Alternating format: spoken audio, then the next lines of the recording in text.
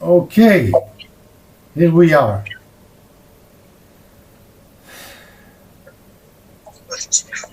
I took lots of notes. I saw you. Yeah, Good, I was busy. good. Yeah, I was even working on the back cover, and I was doing notes and listening. I was doing four things at one time. I can hardly do one thing at a time. I don't bring up them well. I didn't say, you know, uh, but I think I have some good notes. I thought it was interesting when he said that that anybody involved in a startup business should read this. Now, again, there may be an opportunity. Uh, there may be an opportunity to make a smaller version of the book that's geared towards like a primer for anybody going into startup here, especially focusing on the formula and the conclusions with a abbreviated journey, telling them that especially because in Israel, which is known as the startup nation, there's so much is built on technology, and so but your emphasis on value and community and social, the social aspects. So, this has got me thinking if maybe there shouldn't be a second book that's written to startups. And I know this is a lot more work, but this may be an opportunity to get. So what you're saying is maybe, let me just say that there should be designed to prosper for startup entrepreneurs, maybe designed to prosper for students. Is that what? Yeah. But I mean, I could see Designed to Prosper for startups. It would be a very different book in that you would, because those people are busy. They're busy trying to get financing. They're busy trying to get their organizational structure. So. But if you could give them something that focuses on value, community, the formula, and only briefly talking about your journey, that gives it credibility. Why I'm telling you what I'm telling you is, decades of experience. I'm going to save you a lot of hassle. More about Apple, and so I don't know that there really need to be anything new, but I think you could edit and make a completely different book. You can keep the title Designed to Prosper. That would work for startup, right? But maybe the subtitle would be "Don't Start Up Until You Start This Up," or something. So the essential fun, the underlying foundation of success for for that drives successful, enduring startups or something like that, right? The subtitle should be different, but maybe Designed to Prosper could be the same. Now if you're looking for a lucrative book, that maybe would sell more, that could sell more, and especially again with Israel being the startup nation. I think this is a real. I wrote it in red when he said that. I wrote it in red. Like, this is a great idea to make a short version of this book just for startups, focusing on value, the formula, social engineering, with a little bit of history, a little bit of your credibility, but we can get rid of probably 60% of the content and make a primer for startups that it could become required reading. Yes. I think there's a real opportunity here. That got me excited because you could have two different books, but make one geared towards startup. Man, I think that. What It's interesting. The same line of thought. He also mentioned like those again a group of people I didn't think of before. The people who cares about environment, about health, and those people are not. If we had before the people who cares about agriculture, developing economies, and so on, they are more in developed economies, maybe more in Europe, maybe more in Japan, Australia, some regions in the US. It's a very different type of population. Maybe the meeting with Christoph would help us get this a little bit clearer. But again, this is a different type of population that I didn't have in mind before. Yeah.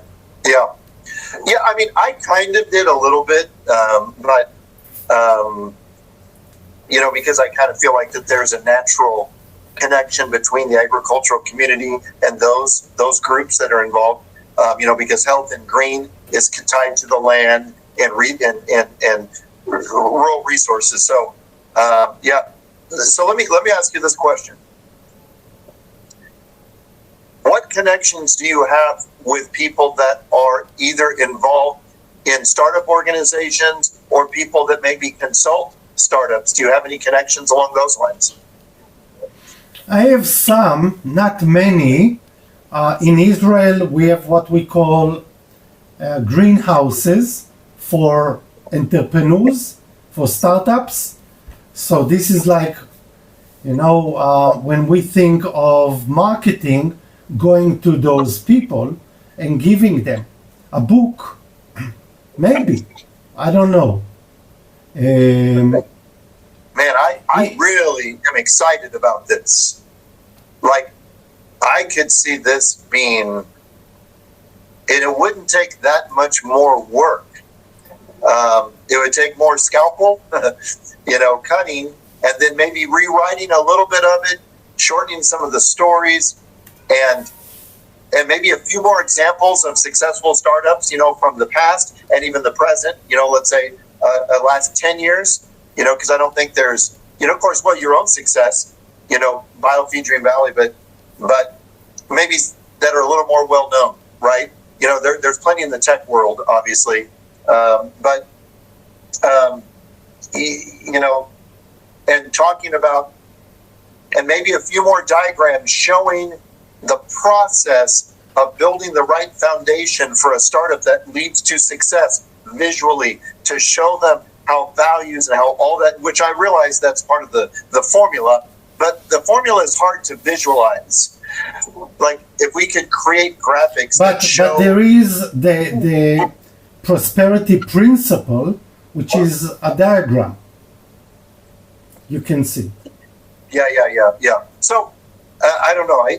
I think that was the diamond in the rough today, was that recommendation. And, and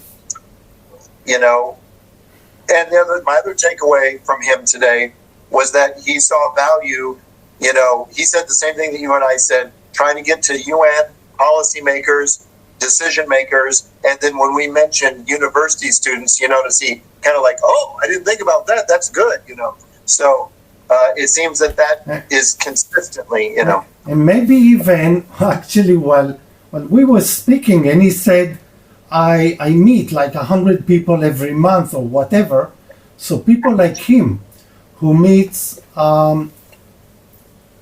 students who come to learn something, and then he can present it, maybe advise to those people to buy the book. Well, what he could do is you could give him, he says he does it every 11 months. You could give him 5 books a year. And at the end of his training, he picks out 5 students that he thinks have done the best, and they get the free books, but everybody else here's a discount to get 50% off to order one, something like that. And those 5 books are autographed by you, So again, you're going to have 6 bucks in a book. So, $30, that's money well spent, right? And, you could do that with, because he's not the only one doing that. Now I wish we would have had him longer, because I really, really, really wanted to talk to him about techniques of agriculture in the Negev. I'm very fascinated with that, but maybe some other time. I took a video with him. I will try and find it and send it to you, when he told the story about Ben Gurion. And I think it is in Hebrew, but I think maybe I also translated. I don't remember. Anyhow, it's a funny story when experts of wine came to Ben Gurion and gave him a bottle of wine in the kibbutz. And he said, well, it really tastes good, and I wonder if we could have it, grow it here in Israel as well. And they laughed and they said, of course you can't. And then he called for Elisha. Elisha was in the field. He called for him, and Elisha is telling the story about the car of Ben Gurion coming and asking for him to come and join Ben Gurion in this meeting. And after the meeting, Ben Gurion says to Elisha that he wants to have wines like this. And Elisha said, well, I don't know, I just study in university, and all the experts are saying this is impossible.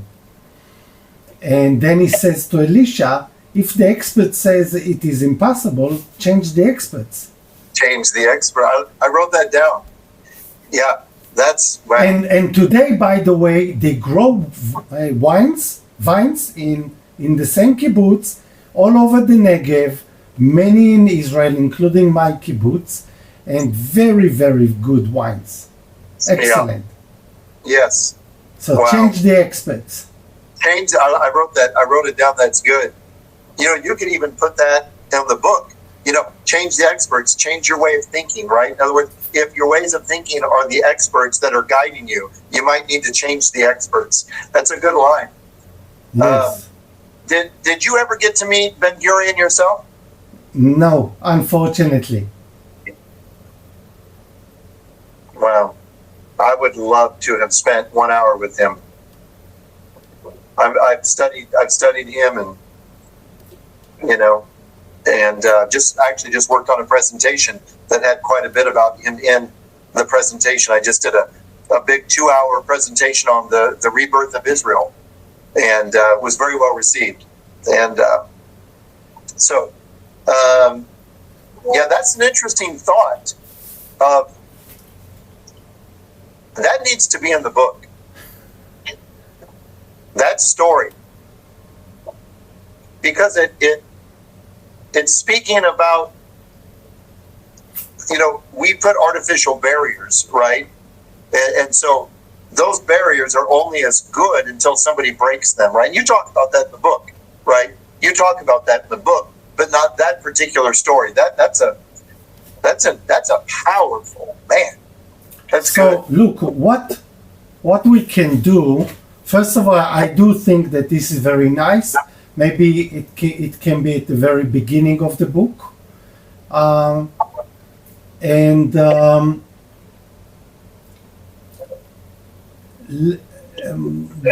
is there, before we move on and you wrote your notes, I will also take the text. I will try to analyze it with AI and see what we can get out of it. But is there anything else that you have in mind right now? From the interview? Mm-hmm. No, those were the only three things that stood out. Was the startup, the story about Ben Gurion, and then his interest in and an agreement to get the book to policymakers and to students. And so that was the three main things that I took away. Okay.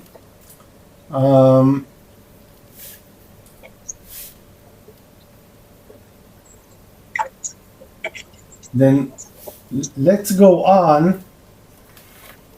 And I only have a little bit more time. I have another meeting, so It's okay. I have 15 minutes. So let's do it in 5-10 minutes, not more. And the main things is the chapter about Yakubu. Yes, And, I have it right here. Yes, and the back cover. Yeah, I was actually working on that while we were in the meeting. I have to cut it shorter, probably 20 or 30 words. So I was actually working on that while we were Actually, Randy, one of the things that I'm taking from Elisha is that the back cover, we must have some words of some people, even just one line per person, Yeah. just one Yeah. line, 2, 3, Yeah. 4, 5, I don't know. So people that we take the reflections of what they say. It doesn't matter who they are, but we need those, and I think that it is worthwhile. Yeah. Oh, there's no doubt. Yeah. Yeah, we'll definitely have to shorten the text quite a bit, or shorten your bio. I think that shorten my bio is mandatory. Okay. Mandatory. Anyhow, people after that will read much of it in the book. Yeah. So keep it as short as possible. As short as possible. Just enough to keep people interested. Yeah. Yeah. Right? And then we need a few people quote of what they say. Yeah, I agree. Now, about Yakubu, you ask what is my opinion. But did you read it? Yeah, but it's been a minute, so let me pull it back up again. Let me pull it back up.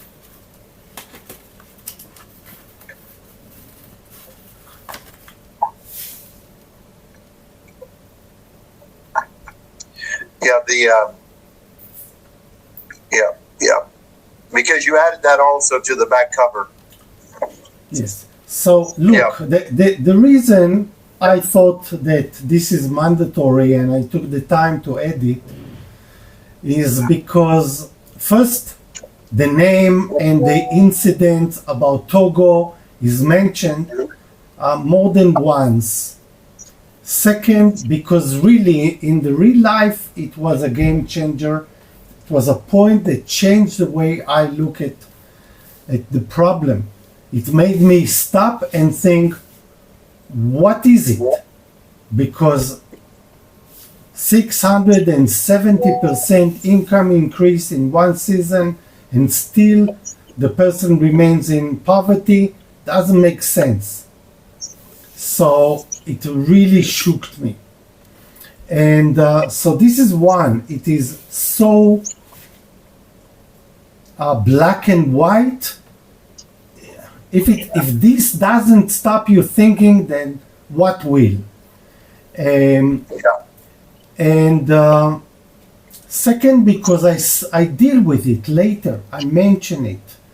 I was sure that it was there, and probably while I was kicking out chapters, I kicked out something, and people, it would be, you see, people understand the book, but they will understand it better and it will crystallize.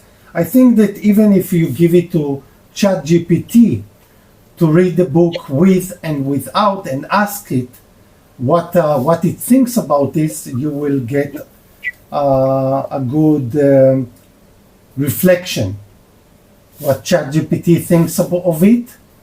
But again, for me, it is a must. And it is only 1,000 words extra, worthwhile.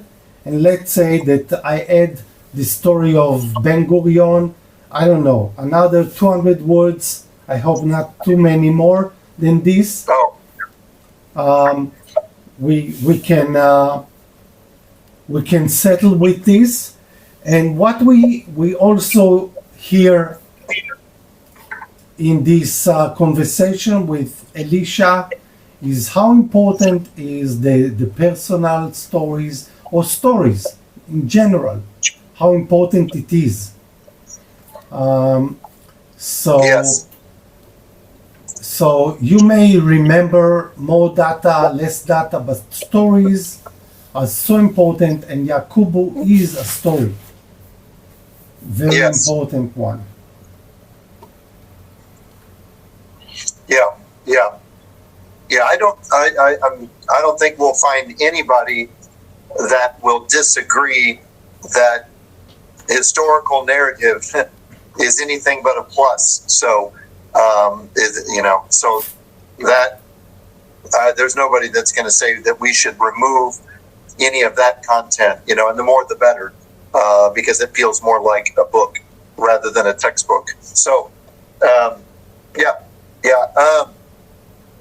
All right. Well, if you can gather a couple of short blurbs as soon as possible, maybe two for now. The beauty of Amazon, we can change the cover once a week if you want, and every new book will be the new cover. So, if when we launch the book, if there's just one or two, that's fine. Whatever. You mean about the back cover? But for the back cover, yeah, you want a blurb, call that a blurb, where someone gives a promotional statement about the book, right? I think that for now, just for us, okay, to keep the place for it, we can just stick in anything, just so there will be, and we will see how it looks like, okay? So it doesn't have to be real people, it doesn't have to be real statements, but just so we see how it looks. So this is one, and right now I have a professor for economy. I spoke with him. He wants to read. I spoke with a person who she is working with international companies such as Nestle, Dole, and others, and she helped them with the R&D departments, including, and when I spoke about the book, she said also including business models and structures, which is very critical. So she's also one that now waiting for a link, and I would love to give them a new link where we already put in most, maybe all, and it's not much, like the new chapter with Yakubu, with the back cover, maybe, and what I remember mainly from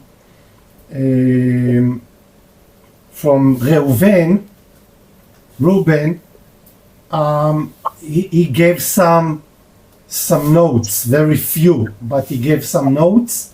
So about this chapter, that chapter, it was very specific about a few things, including, I remember, Holocaust with capital H. I already did that. Yes. So if you could help me with this and get the new link so we know, okay, now, and this will be also testing them and see the reflection. I'd rather wait a day or two and get to those people and the new upgraded version. Gotcha. Yeah. Okay. Well, I will. So this is why the last link I didn't share yet with the professor, the one you just sent me yesterday. I said, yeah, I want to wait. I want to discuss it with you because it looks like such a good opportunity, Also because this professor, he was the previous dean of the University of Tel Aviv, study of, I forgot exactly what, doesn't matter. But I think that he's working with the Israeli army, he's working with the university and others. So I see such people like him, if he would like it, if he would say, okay, I stand behind it, maybe he will also be a good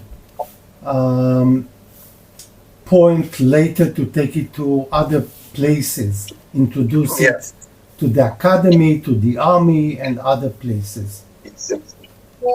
Okay.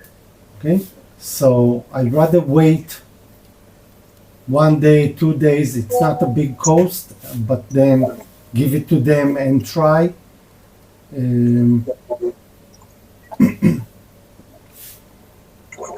Yes. Making notes of this.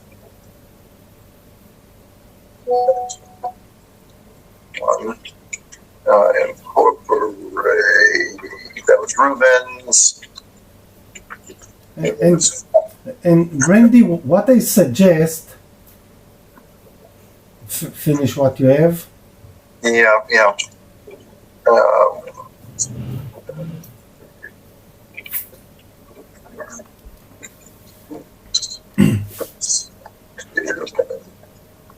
Okay. What I suggest for our process is first to finish the first full book, and then just release it and start working with it. I suggest even to give us like 2, 3, 4 months before we decide to do anything, like going to entrepreneurs or something like this, so we get to experience it. And after that, when we get more traction, to say, okay, so now we have more insight into it, we can, like what some of the things that Elisha suggested, maybe take it, maybe not, I don't know, I have no clue. But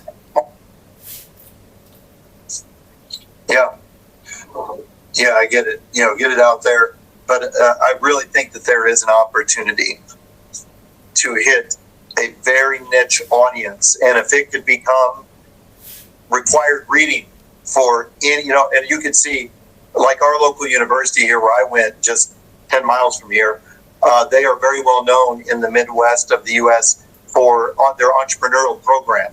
They call it their business incubator, and so I could see to where if a book like that could become like if you are interested in starting up any business, this you have to read this, because it lays a foundation that applies across all industries and will approach it in ways that challenge your paradigm. And so I think now the changes that I could see that you could do that would be easy to make would be, you could talk about the terrific failure rate of technology startups.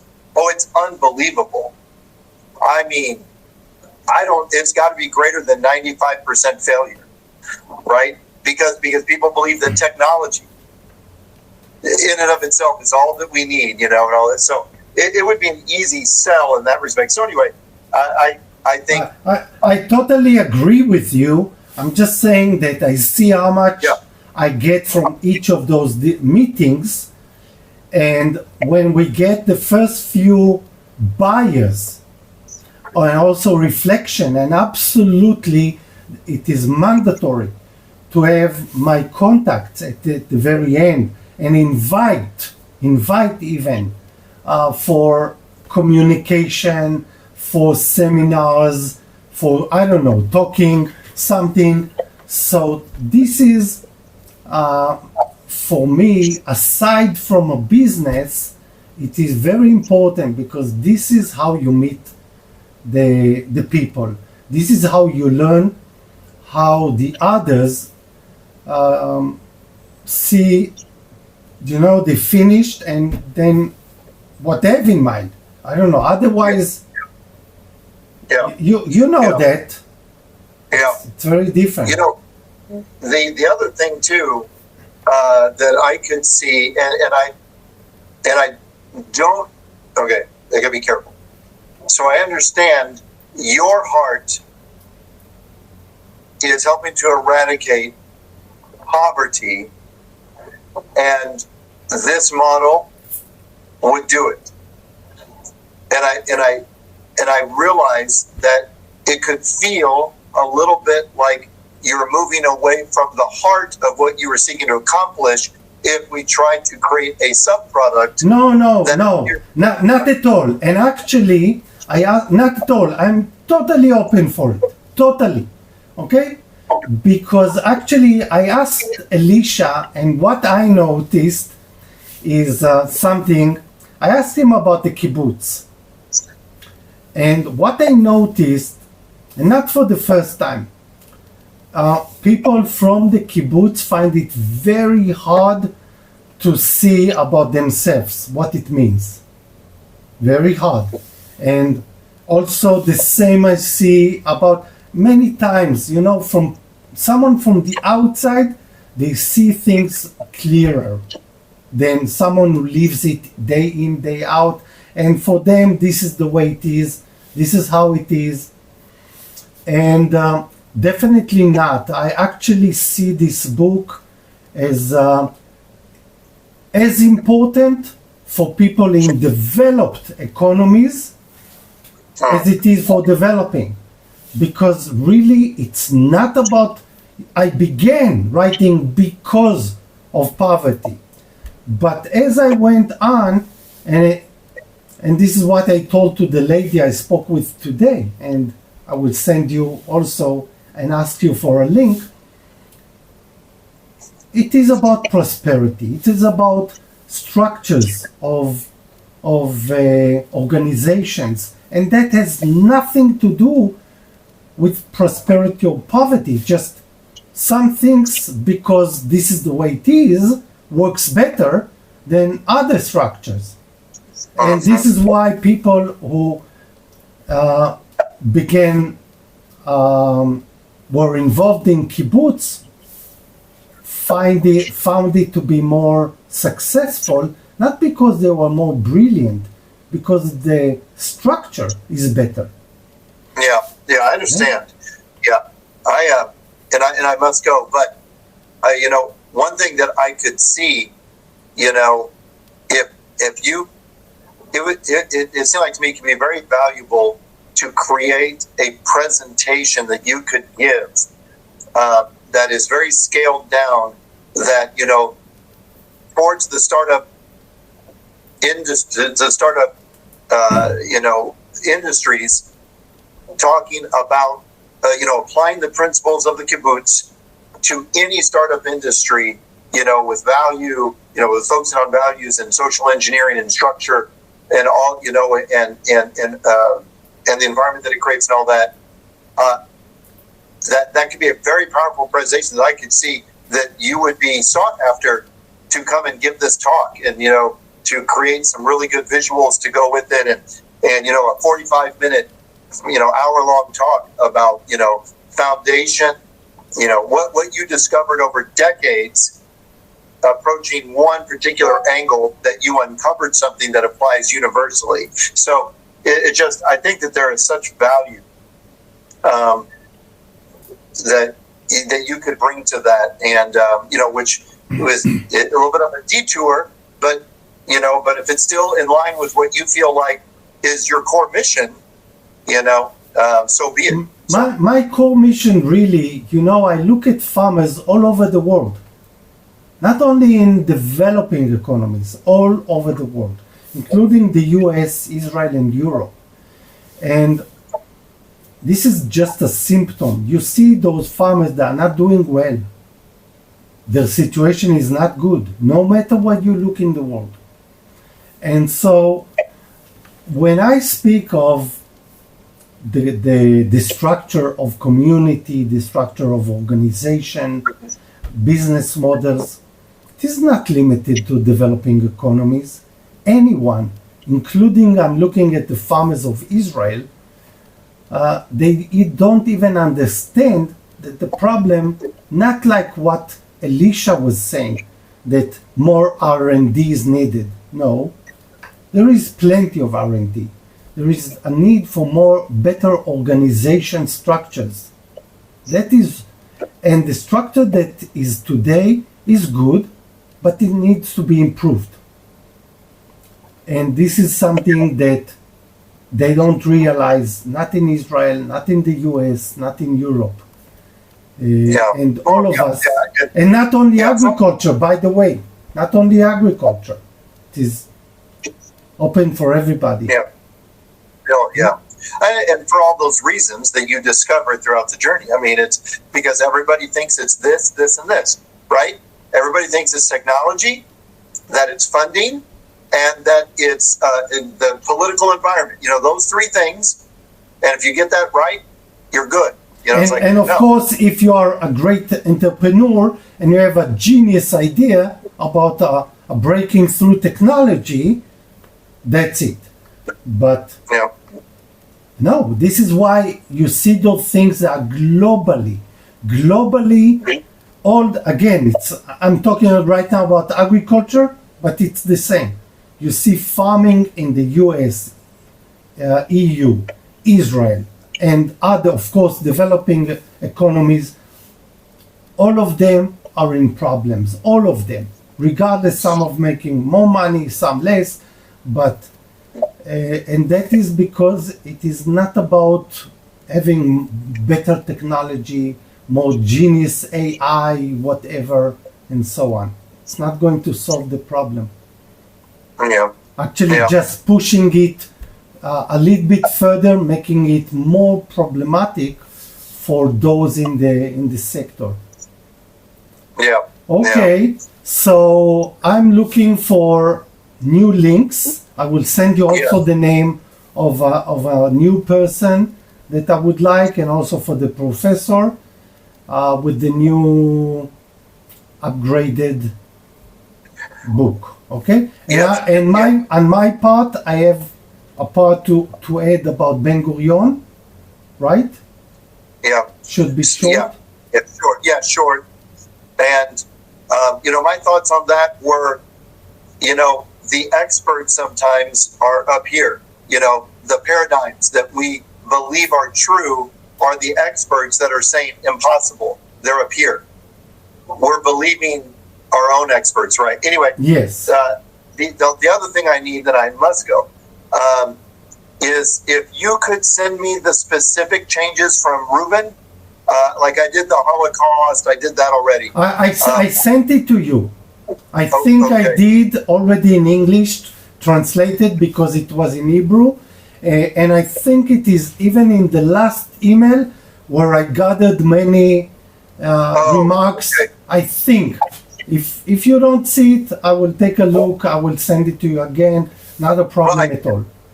I did see that one, but it seemed like that there was a bunch of things from Reuben. Like you said, like 4 or 5. It seemed like there was a bunch. From Reuben, there was not too many. I will take a look at it again. Not too many. Okay. I just want to, So if you find it, look at it, and maybe just copy paste it to a new email. That gets rid of all confusion, And then I'll do that. All right. I've got to run. Bye-bye. Good to see you, Dr. Israeli.